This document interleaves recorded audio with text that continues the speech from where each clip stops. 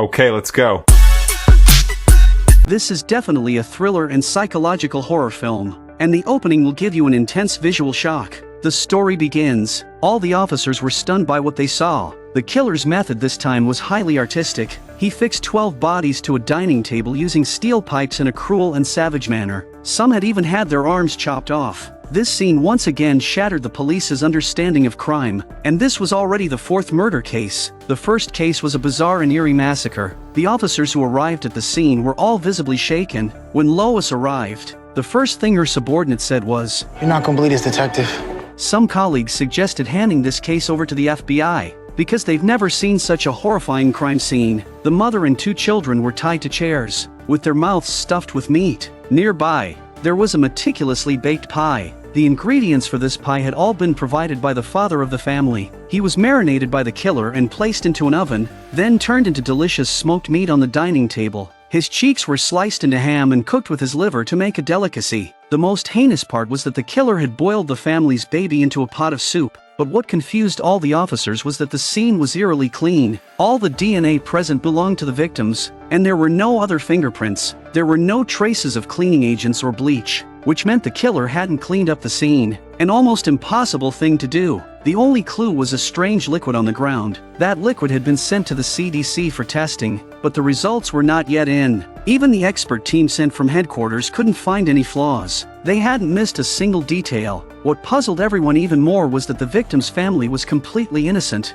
with no enemies. Lois believed that the killer must have committed similar crimes before. This was not the work of a novice because the technique at the scene was too professional, almost perfect. At this point, a colleague said he had checked all available records and found no similar cases, and just when everyone was at a loss, a reporter from the church suddenly showed up. Lois was quite puzzled. When had church news agencies become interested in homicide cases? Megan explained that their organization was very concerned about social justice and belonged to liberal Catholics. However, Lois immediately saw through Megan's real motive. You want to drive traffic to your dwindling online site by talking about murder.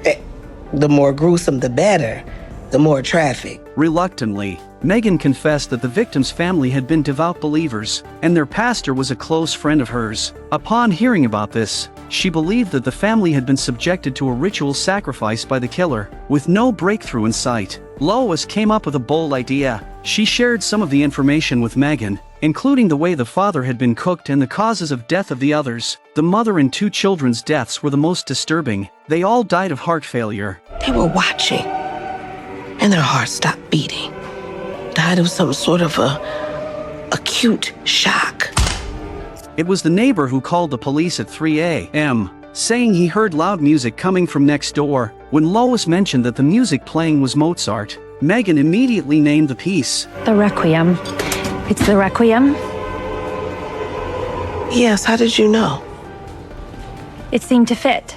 Hearing Megan's response, Lois became suspicious of her, but after some testing, Lois realized that it was just Megan's guess. Soon, Lois realized that Megan might be helpful in solving the case, so she began describing the strange sticky liquid found at the scene. Its scent changed from an orange smell to amber, and then it smelled like rotting meat with a burning odor mixed in. However, Megan couldn't identify what it was. The case here hasn't made any progress, but another one strikes again. 3 men were severed at the waist and hung on the wall. 2 of them even lost their lower halves. However, the scene wasn't as terrifying as expected. What truly sent chills down everyone's spine was that there was not a single drop of blood in the 3 bodies, even though they were hanging upside down. Once again, strange sticky liquid appeared on the ground. Lois immediately ordered to find the blood. She didn't believe the blood could just disappear. It must have been hidden or poured out, and she demanded that search dogs be sent to help locate it. At this moment, Megan suddenly spoke up. Romans 6. Lois immediately kicked Megan out and warned her that this was a crime scene, and most criminals appear at these scenes. What if the killer had set his sights on her? Realizing the gravity of the situation, Megan turned and fled. But Lois never expected that as soon as she got home, she would sense someone had entered. She quickly drew her weapon and began searching. At that moment, a figure flashed past her from behind. When Lois caught up, she saw a tape recorder playing a requiem. Pulling back the curtains, she spotted a figure. Lois didn't hesitate and ran out, shooting at the person she saw, but missed. The next day, Megan found Lois again. Lois voiced her suspicions, saying it felt like the killer was toying with them, which made her uneasy. She then mentioned the test results of the sticky liquid. It turned out to be high-concentration sulfur dioxide. Hearing this, Megan seemed to have thought of something. Someone is messing with you. Go on, Cagney to my Lacey. That's brimstone. What? From the Bible. It's what's in acid rain. It's a curse, biblically. It's what's behind the acrid smell you described before. The breath of Yahweh like a stream of brimstone doth kindle it. Book of Isaiah. Or a third of mankind was killed by these 3 plagues, by the fire, the smoke, and the brimstone, which proceeded out of their mouths. Book of Revelation. Always comforting. That one. Great. A religious psychopath. It seemed the killer was mocking the entire security system. As the sheriff, Lois was troubled by this, and she spent the night drinking, sleeplessly searching for clues. Luckily, Lois had a thoughtful young daughter who gave her an important hint. This made Lois realize that in the first family massacre, the killer who murdered the family of 5 might have been a colleague from their university. Only someone with medical knowledge could carry out such heinous acts so calmly. At the same time, Lois started becoming suspicious of Megan. Her reports on the murders read like fan fiction, and it was obvious Megan had a twisted fascination with murder. The next day, Lois gave her subordinates a new order. They were to carefully inspect the crime scenes, including the front door and sidewalks, not leaving anything unchecked, especially any blood stains that hadn't been tested. Anything that didn't match the victims' bodies could be left by the killer, because the tools he used, surgical knives, were easy to injure himself with. The great critic MacArthur once said that many cases are solved through small details. Afterward, Lois went alone to the convent to investigate Megan. She told Megan that the killer might be a colleague from the victim's university. But before she could finish, Megan interrupted, saying Lois was wrong. They then went to Megan's bedroom, where she had created a crime board, detailing the entire case process. Megan explained that this was definitely not the work of someone familiar with the victims. The victims might have known they were being followed, but they didn't realize they had been chosen. The killer had transcended mundane life. His actions were driven by one goal: to summon the apocalypse from the book of Revelation. The killer saw himself as God, but to solve the case, evidence was needed. These were just Megan's speculations and could not be verified. Still, Megan stuck to her theory, claiming Lois's old-school police logic was outdated. The world had changed, and the killer wanted to show the police that nothing was sacred, and no one was safe. Lois was about to argue back, but Megan said Lois was lost and only she could see the truth. His testimony. To understand this monster, you must reach the ecstatic. Although Lois didn't fully agree with Megan's viewpoint, Megan insisted on reporting it her way. Just then, Megan received a call from Lois. Lois told her they had found blood stains on the sidewalk and had identified the suspect, Furcus, a violent criminal who had killed dozens and sold organs in the 1990s. Furcus had been sentenced to 21 years in prison and was released 9 months ago. He now lived with his mother. Lois believed Furcus had returned to his old ways, so she led a team to storm his house. However, when they found Furcus, they discovered he was already dead. Judging by the state of his body, he had been dead for at least several weeks. Furcus's mother was also found tied up nearby. Though she was alive, her mind was not right. Wake up! When Mother Furcus was carried away, she kept muttering a passage from the Bible. Lois found Megan again and admitted that her earlier thoughts were completely wrong. Now, her instincts were gone, and she felt powerless. It turned out they had all been played by the real killer. The bloodstains found at the scene had been deliberately left by the killer to lead the police to Furcus's house. He even boldly left a note, arrogantly signing his name. What's his name? Grotesquerie. I belong to those who have troubled the sleep of the world. And then, may all your dreams come true. Megan was confused and had no immediate ideas. Lois, meanwhile, discovered a mysterious box with strange symbols carved on it. Her intuition told her that the box must be related to the case, so she took it home. Lois handed the box to her daughter, Merritt, hoping she could decipher its contents. As Merritt loved solving puzzles, Merritt looked at the box with curiosity and said it would take some time to open it. What secrets might be hidden inside the box? The series of bizarre and brutal cases made Lois, who had never prayed, suddenly pray. But just then, she received news that the killer had struck again. When the officers arrived at the scene, they were shocked beyond words. 12 homeless men had been arranged to mimic Da Vinci's famous painting, The Last Supper. The Last Supper, sister, but for whom? You? Me? All of us?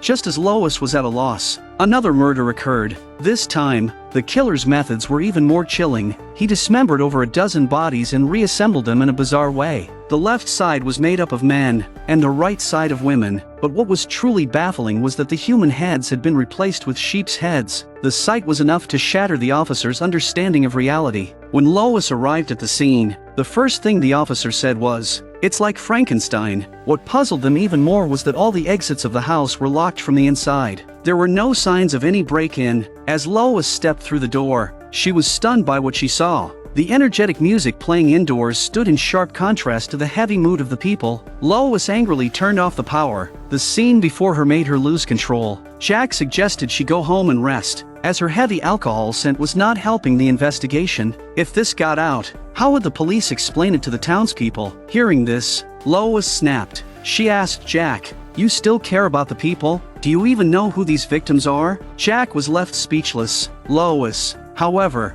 was able to identify each victim by the characteristics of their body parts. They had all been marginalized workers, and each one had been arrested by the police. Their colleagues had locked them up and ignored their pleas for help. And you want me out of here? For the community, Jack? You don't know the community. And you don't love these people. You would just as soon wait 3 days for the DNA to come back. Tag them all those, throw them in a mass grave with a headstone made out of concrete because they ain't worth the price of a rock to you. Lois's words silenced the room, and no one questioned her abilities anymore. She immediately ordered her team to gather the victims' files, and they were to be on her desk in an hour. The killer must be exhausted after such a massive operation, and the police might finally have a chance to catch him. Move, people! You heard her. Move, people! Lois brought in Megan, asking her to assist in solving the case from her unique perspective. Megan explained that killing could also be a form of art, and this was the language the killer was using. Once they cracked the language of the crime scene, they would understand what the killer was trying to communicate. After Megan's analysis, Lois concluded that the killer was likely a surgeon, a medical examiner, or someone with knowledge of human anatomy. She suggested checking nearby Army and Air Force bases, especially those who might know her. The killer seemed to be deliberately mocking her, because the victims were all people Lois had once helped. She remembered their names. The killer knows this, so he must be right around Lois. So, Lois ordered an investigation to trace the supplier of the sutures and needles, to figure out how the killer managed to bring the drug into the locked room and leave without leaving a trace. They had to uncover the connections between these events. They thought this would help them solve the case, but the events that followed only plunged Lois deeper into confusion. Her husband had been in a coma for years, and his body was rapidly failing. Red, the nurse caring for him, suggested that Lois consider agreeing to euthanasia, but this was the man she loved deeply. How could Lois sign the consent form? Red comforted her, saying that the case Lois was investigating was too bizarre. She was pouring all her energy into it, leaving no time for her husband, and the killer was like a ticking time bomb, ready to hurt everyone at any moment. Only by signing the consent form could Lois focus entirely on capturing the criminal. Faced with such a painful decision, Lois angrily stood up and left. Just as Lois was grieving, another male medical staff member, Ed, approached her. In Ed's thoughtful and caring conversation, Lois felt a slight warmth. They hit it off, but Lois didn't realize that Ed was a doctor, nor did she suspect his intentions in getting close to her. As Lois was driving home, a figure suddenly appeared not far ahead, and in the next moment, fortunately, Lois wasn't hurt. She woke up in the hospital, temporarily suspended from duty due to driving under the influence, and was handcuffed to her bed to make sure she rested. But the case was still unresolved, and Lois refused to lie there passively. At that moment, Ed brought her breakfast. Lois asked him to unlock the handcuffs for her. After some bargaining, Ed was persuaded, and they excitedly escaped the hospital. They then went to an alcohol recovery center. Listening to people talk about the dangers of drinking, Lois gratefully treated Ed to a big meal, but as long as the killer wasn't caught, Lois couldn't afford to relax. Fortunately, when she got home, Lois received some good news. After Merritt's persistent efforts, She had finally managed to open the mysterious box. Merritt wanted to explain how she did it, but Lois didn't care at all. She only wanted to know what was inside. Inside was a rolled-up note with coordinates written on it. Lois immediately called Megan and then asked Ed, whom she had just met, to protect her daughter while she was away. Although Merritt and Ed had an immediate tension when they met, Lois didn't want her daughter to be in any danger. Before leaving, she left a bottle of pepper spray for Merritt. Once everything was set, Lois and Megan hurried to the location indicated by the coordinates, but when they arrived, they found a massive fire pit. Megan immediately realized that everything before them seemed to match a passage from the Bible. You have put me in the lowest pit, in the darkest depths. Your wrath lies heavily on me. You have overwhelmed me with all your waves. As they speculated about the killer's intentions, a truck quickly drove up, and a man stepped out. Lois, on high alert, drew her weapon and ordered him to raise his hands. The man explained that he was a researcher from the Geological Survey. Since the natural gas fissure appeared, he had been stationed there, warning everyone who arrived to leave. He warned that the area was full of fault lines, and he was waiting for the government to send people to control it. The man's explanation was flawless, so Megan and Lois had no choice but to leave. On their way back, Lois thought that the killer had given them the coordinates just to intimidate her. Then, Megan spotted someone waving at her by the roadside. Sure enough, they hadn't gone far when they found the road blocked. Lois figured the fire would take some time to put out, so she suggested they stay overnight at a nearby motel. However, when they stopped at a gas station to refuel, the owner urged them to leave quickly. It seemed as though he had predicted something would happen to them, and he even kindly gave them a first aid kit. Lois quickly left the station, but they hadn't driven far when Lois was shocked to see a person wearing a strange mask emerging from the smoke. Then she heard Megan scream in terror. In the middle of the road stood a woman, covered in blood, pleading for them to save her. Megan quickly urged the woman to get into the car. The first thing the woman said after getting in was, Go! Him! but she refused Megan's help and chose to get off at a motel instead. Lois decided to stay there as well. However, Megan felt a sense of unease, and as she looked at the purple pool, she urged Lois to leave. But with the fire spreading, this seemed to be the safest place for now. As Lois and Megan checked in, Lois noticed that the motel owner, Andrea, despite using a lot of concealer, couldn't hide the bruises around her eyes. Lois kindly offered to help her, but Andrea immediately declined. Megan, still worried about the bloody woman from earlier, went to the bathroom to look for her, but inside, aside from bloodied tissues scattered everywhere, the woman had already disappeared. They followed the blood-stained footprints on the floor, realizing that the woman had run quite a distance. Even though Megan wanted to continue the pursuit, Lois told her not to get involved. Something about this place just didn't feel right. Back in the room, Lois pulled out her weapon with practiced ease, making Megan even more unsettled. At this point, Lois started reporting the situation to headquarters while Megan stepped outside for some fresh air. Suddenly,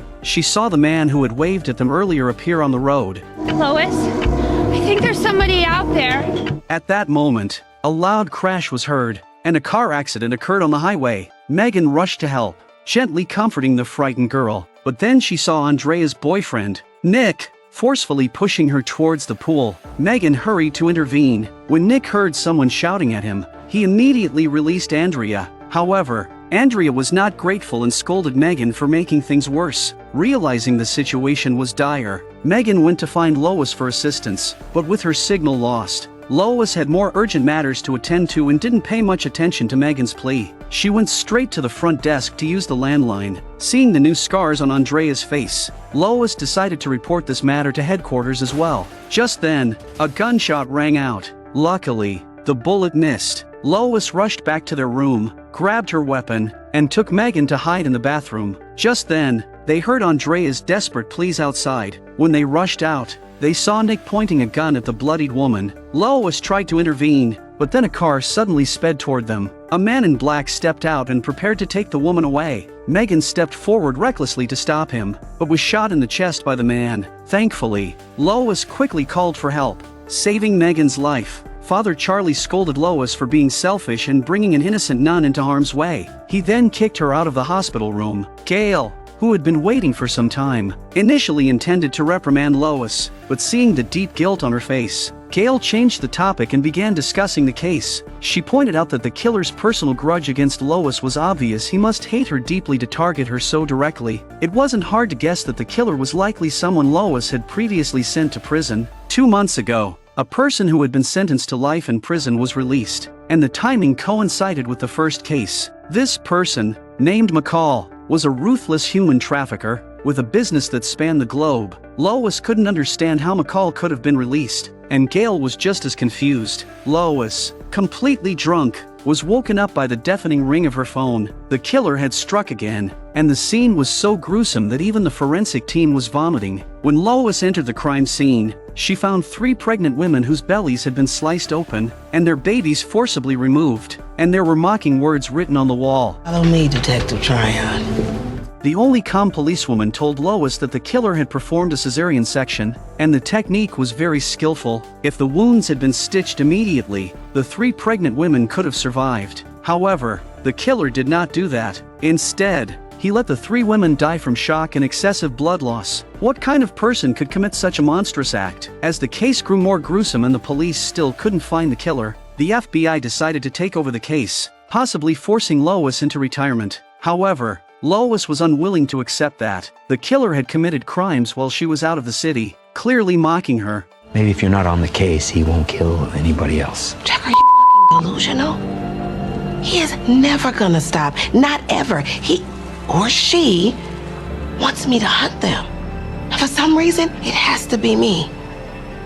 Yeah, maybe. Lois knew she was the only one who could catch the killer. She ordered Jack to check every camera within a 3-mile radius until their superiors fired them. What does that phrase even mean?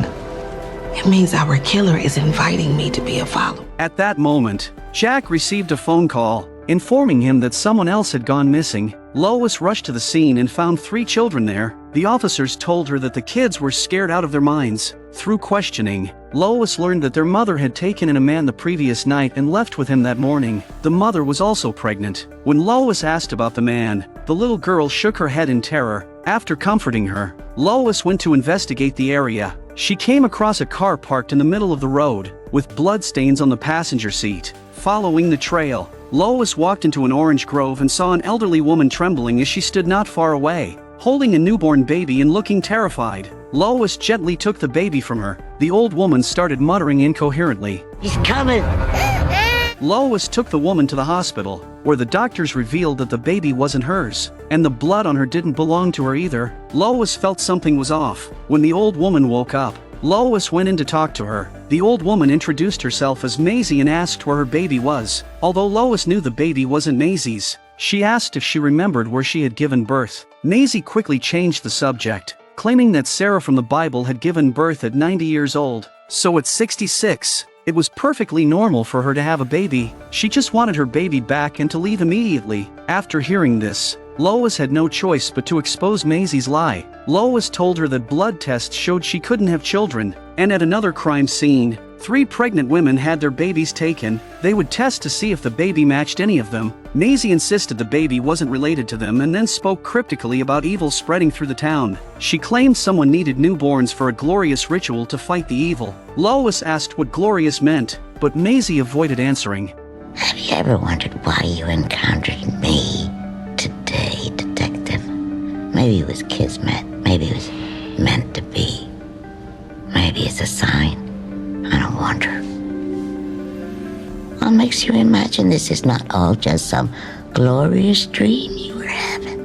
Lois didn't believe these rumors, so she left in frustration. Gail informed her that Maisie wasn't her real name, and more intriguingly, Maisie worked for the human trafficker McCall. It seemed like Maisie had intentionally let Lois find her. To uncover the truth, Lois and her team McCall welcomed them inside, and Lois curiously asked how she had been released. It turned out McCall had been released as a confidential informant after exposing other traffickers. Lois demanded to know why McCall was targeting her, committing so many crimes just to mock her. McCall was surprised by this and said she wasn't interested in any of that. She was just part of the glorious ritual. At that moment, the officer noticed someone lying in ambush. He immediately drew his weapon and notified Lois. The next second, After neutralizing the threat, Lois restrained McCall and found a weapon in her bag, but McCall didn't panic. Instead, she calmly said, You are being toyed with by a false prophet. He thinks we are on the edge of the end. War, rumors of war, nations rising against nation. He wants to use you as a holy lamb. The death of a good woman will jar the people. Ah! Oh, hallelujah, will jar the people out of their stupor. That's right. It's happening all over. Slaughters of the evil and the good, so people will turn to salvation before the final chapter, okay? And you know this how? Why do you think I sent Maisie to you? Well, does Maisie know him? She was one of his congregants. This made Lois realize that Maisie knew the killer. That night, Lois, troubled, received a strange phone call. All she could hear was heavy breathing. Lois immediately guessed it was the killer calling. She didn't hesitate to curse at him before angrily hanging up. Wanting to calm down, Lois tried washing a plate, but then she noticed something unusual. Lois grabbed her weapon and rushed out of the house. Behind her, she heard someone calling her. It was Red, who was holding a gift. Trying to ease the tension between them, Lois, seeing the alcohol, invited Red inside. Red began to talk about her past, revealing that she had known Lois's husband Marshall long before. It was at a public lecture, where Red had become hopelessly infatuated with Marshall. At first, Red thought Lois would understand after confessing, but instead, Lois picked up a weapon and ordered the shameless woman to leave. Red, terrified, rushed out of the room. Lois found Maisie again, trying to get information about the killer, but she refused to speak. However, she did reveal the whereabouts of the missing babies. The police rushed to the location, and when they burst in, they were stunned by the sight before them. Several pregnant women were tied to railings, treated like livestock. Breast pumps were attached to their chests, and the milk was funneled through tubes to feed the babies, keeping them alive. While the officers freed the pregnant women, Lois heard a requiem. Following the sound, she found a hidden room with photos of herself plastered on the walls and an unknown liquid boiling in a pot. Suddenly, a dagger appeared. In the hospital, Megan suddenly woke up. The next moment, the masked figure fell at the sound of the blow. Lois cautiously approached, and when she removed the mask, she froze in shock. The masked person was none other than Father Charlie. She immediately took her team to Father Charlie's residence, and sure enough, they found the missing blood and his tools and detailed documents. However, something strange was found in Father Charlie's wardrobe: a respirator. He was a fanatic believer, and the reason for his brutal crimes was to prove the existence of God to the world. The issue, though, was that in one of the cases, 12 people had died, and their bodies had been turned into a famous world painting. Lois couldn't believe that Father Charlie could have done this alone. She was about to continue the investigation, but Gail insisted that Lois close the case and retire as soon as possible. Hearing about the $140,000 retirement package, Lois felt no joy. She angrily got up and left, but Gail said to her, Wake up! What made matters worse for Lois was that Ed, who was supposed to be on a date with her, had started a relationship with her daughter. They seemed to be very happy together, which left Lois frustrated. She drowned her sorrows in alcohol. After getting drunk, Lois had a heated argument with them and stormed out of the restaurant. Frustrated, in a fit of anger, Lois threw all the case files away and decided to live the life she wanted. Later, Lois went to the hospital to find her husband's primary doctor, telling them that she had come to terms with everything and was ready to send her husband on his final journey. Red tried to stop Lois from doing so. However, Lois was adamant. Lois insisted that Red perform euthanasia on Marshall and send off the man she had admired. This nearly drove Red to the brink of collapse. After everything was over, Lois felt an immense sense of relief. She had finally let go of all the burdens and could live freely. To celebrate, Lois invited Megan to her home. As Megan excitedly described the feeling of solving the case, Lois voiced her suspicion. She knew Megan had a close relationship with Father Charlie, and they had even had intimate contact. Some of the more difficult cases couldn't possibly have been completed by just one person. During the investigation, Megan had been by her side the entire time. Lois believed Megan was most likely the one who had tipped off the killer, while also managing to clear herself of suspicion. Upon hearing this, Megan quietly picked up a kitchen knife. Lois continued speaking. Viciousness of these murders. In an effort to get people back to your fading church, asses to masses was the only consummation you could get. Holy shit, sister! I think I just cracked the case. Blasphemy! Megan decided to stop pretending and lunged at Lois with the knife. They immediately started fighting, moving from the kitchen to the living room. Luckily, Lois was skilled, and with a swift kick, she knocked Megan down. Lois then grabbed a phone book and threw it at Megan, sending her back into the kitchen. Knowing she was outmatched, Megan tried to grab a weapon, but Lois stopped her. Lois knocked Megan down and threw her against the wall in the kitchen. Then, she picked up a glass and threw it at her. Megan, in turn, pulled out another knife and stabbed Lois wildly. In pain, Lois grabbed a hot iron pot and poured boiling soup over Megan's head. Seeing Megan collapse to the ground, Lois tried to grab a weapon. However, Megan quickly woke up, dragged Lois back to the kitchen, and continued to wildly stab her with the knife. The scene shifted. Marshall was having dinner at a restaurant with Merrick and her husband, while Ed looked guilty. It turned out they were already married, but Ed had made the mistake many men do, straining their relationship. Marshall intended to intervene, but the more they argued, the worse it got, and he silently left. In the hospital, the nurse was cleaning Lois's body. For some reason, she had been in a coma for a long time. Marshall sat by her side, gently recounting their past, showing deep love for Lois. But then he said something chilling. Because it's time.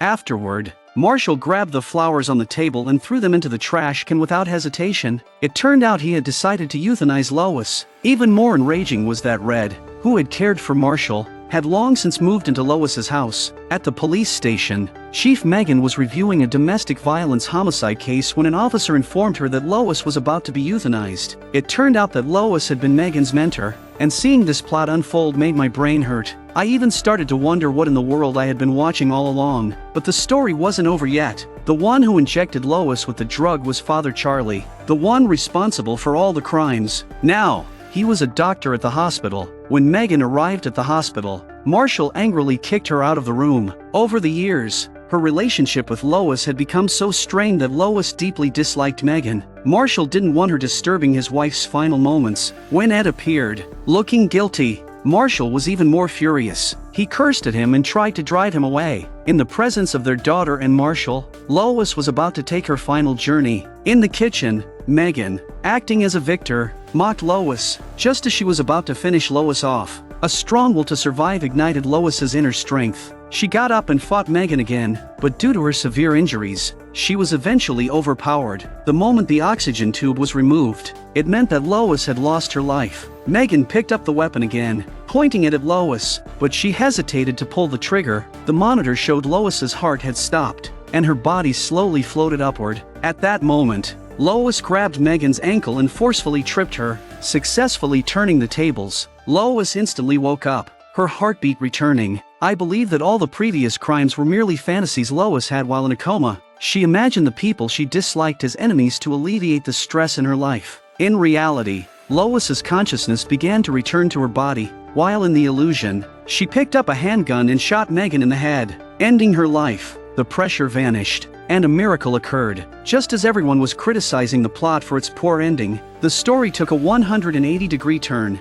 and the final twist left everyone wanting more. Lois narrowly escaped death's grip. After some time recovering, she was discharged from the hospital following Dr. Whitcomb's assessment. However, it wasn't her family that came to pick her up, but Megan, whom Lois had hated. Megan was once Lois's star student and has now risen to the position of police chief. However, the first thing she did after taking office was to force Lois into retirement. So, In Lois's dream, she cast Megan as an accomplice. As for Charlie being the main culprit, it was because he had once suggested euthanasia for Lois. That's why she portrayed him as a deranged killer in her fantasies. Lois did not go home, but to a friend's house. After some self-reflection, she decided to first address her family issues. Her friend drove her to her daughter's house. Lois had planned to explain her past actions, but her daughter didn't even give her a chance to speak. Filled with resentment over Lois's infidelity with her husband, her daughter slapped Lois. Hearing her daughter's angry words, Lois was heartbroken. She silently chose to leave. Next, Lois went to Marshall's house. Seeing the woman who had already taken her place,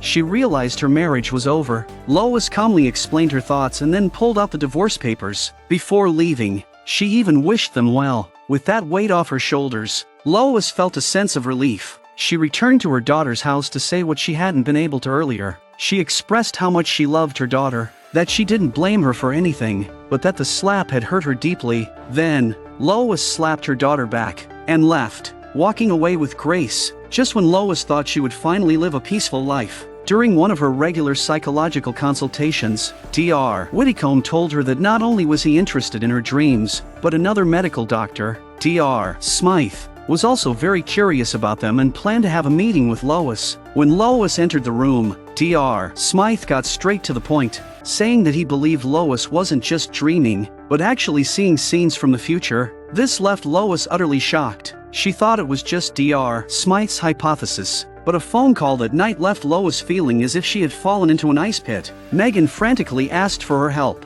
A massacre had occurred in the small town. The mother and her 2 children were tied to chairs, their mouths stuffed with meat, all provided by the father of the family. The most horrifying part was that the killer had turned the family's baby into a pot of meat soup. The scene was disturbingly familiar to Lois. It was exactly the same as the massacre in the dream she had during her coma. In the dream, the first case she had taken on was a family massacre. Now, it seemed the nightmare had become a terrifying reality. Lois couldn't understand it. Could it be that, just as Dr. Smythe had suggested, she had actually seen the future during her coma? Megan's phone call interrupted Lois's thoughts. She asked Lois to meet her at the inn. Upon meeting, Megan presented a bottle of liquid, which was eerily similar to the strange substance in Lois's dream. Lois immediately realized someone must have accessed her medical records. Megan didn't buy into this theory. At that moment, Lois had a bold new thought. She believed she had created the killer and somehow brought him out of her dreams. Megan was completely confused. Lois suddenly asked if she might still be in a coma, that everything happening now might still be a fantasy. She took a small knife from the table and asked Megan to cut her arm. If Lois could feel the pain, then everything around her would be real. Lois didn't reveal the answer. She silently walked into the bathroom. Unbeknownst to her, Megan was in danger outside. The person who came was Megan's abusive boyfriend, Justin. Last night, he hit Megan because dinner was 2 minutes late. If Megan hadn't had a gun, she might have been killed the previous night. After angrily throwing dinner at Justin's face, Megan left the house. She didn't expect Justin to follow her here and continue his abuse. Caught off guard, Megan had no chance against Justin. He pinned her to the bed and began beating her viciously. Luckily, Lois, who was in the bathroom, heard the noise, came out with a gun, and stopped Justin in time. But Justin wasn't afraid of Lois. He'd heard Megan talk about Lois's strange dreams and believed her to be mentally unstable.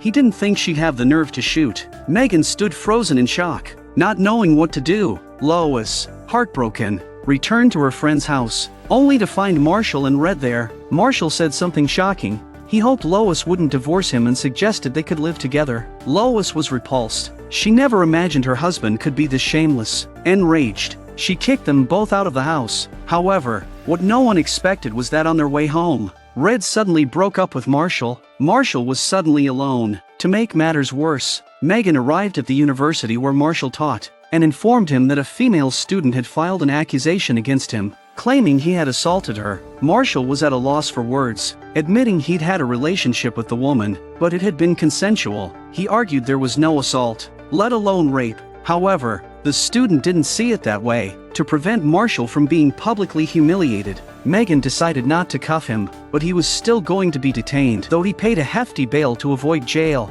the university fired him. A series of blows became too much for him to bear, so after leaving a suicide note, he took poison and ended his life. Fortunately, He was found in time and rushed to the hospital, where he was saved. Red sat by his hospital bed, scolding Marshall for being so selfish. Did he never consider how his daughter would feel by doing this? After crying, Red angrily left the hospital. Once Marshall recovered and was discharged, he received a text message from an unknown number saying someone was waiting for him outside. The person waiting for him was none other than Ed. Ed explained that he had joined a support group specifically for men like them, and he suggested that Marshall check it out too. With nothing better to do, Marshall decided to go with him and see what it was about. When they arrived at the venue, it was already packed. The organizer was Dr. Smythe, who was interested in Lois's dreams. He warmly welcomed Marshall and invited him to give a speech to the crowd about male culture. As a philosophy professor, Marshall spoke effortlessly, and his words deeply captivated the audience, which included police officers, as well as the very psychologist who treated Lois and her attending physician. This made me wonder, could these people be connected to the murder case? Not long after, Lois suddenly checked into a psychiatric hospital. She began questioning the reality of everything, convinced she was already dead and that everything around her was an illusion. Dr. Whitcomb asked her what happened. It turned out that while in a coma, Lois had heard her attending physician and a nurse celebrating. When she woke up, she confronted him, but Charlie claimed it was all just Lois's hallucination. I do believe it. You know why? Because you are not who or what you say you are. It's some sort of demonic raid. Charlie angrily interrupted her, saying that no one would believe her. He had saved her life, and he never expected Lois to accuse him like this. After saying that, Charlie walked out. If this wasn't enough to make Lois doubt reality, what happened next pushed her further into despair. That day, after she killed Justin, she left the scene, but when she returned shortly after, not only had the body disappeared, but the whole room had been clean spotless, as if professionals had covered up everything, and Lois just happened to know someone like that McCall, who she had once arrested. She quietly followed McCall and witnessed a shocking scene. Megan was meeting with McCall. Lois went straight to the police station to confront her, but Megan refused to admit anything. She explained that she had indeed met McCall, but not to clean up the scene. She helped McCall rescue a very important subordinate in exchange for crucial information to solve the case. Lois asked about Megan's boyfriend. Megan said she hadn't seen him for weeks. These two events being denied made Lois completely lose her mind. She became convinced that she was already dead, and everything around her was a hell designed to punish her. Everyone was a demon sent to torment her. But when Lois looked at the camera in the corner, she began to suspect her psychiatrist. In her dreams, 5 murders had occurred, and one of them mirrored a real-life murder. The only person who could have replicated her dreams was someone who had access to her medical records. Dr. Whitcomb, aware of Lois's suspicions, tried to explain. Lois had personally consented to have her medical records used for scientific research, and hundreds of internal personnel had access to her files and detailed information. Why does she only suspect him to be the murderer? If anyone were to be suspected, the most likely suspects would be Lois's husband and her daughter, who holds dual PhD degrees in medicine, but there was an even more likely suspect, Lois herself. This sent Lois into deep contemplation. She returned to her room in despair, reflecting on everything that had happened recently. Just as Lois was doubting her existence, Megan suddenly arrived at her room to confess that she had lied. She had indeed asked McCall to handle her boyfriend's body, and now Megan needed Lois's help because another murder had occurred. The scene was eerily similar to the second murder in Lois's dream. 12 people were cruelly fixed to the table with steel bars, arranged to mimic a famous world painting. The person in the center was Lois's attending physician, and beside them was a woman, the student who had accused Marshall of rape. Lois took a deep breath, finally convinced that she was in the real world. The sharp, confident detective had returned. All right, people. Bag every piece of evidence. Print every surface. Do your jobs and do them well. Meet me in my old office in 1 hour. You're gonna help us? Who else is gonna solve this case, Jack? And we need to start telling each other the truth. 1 hour.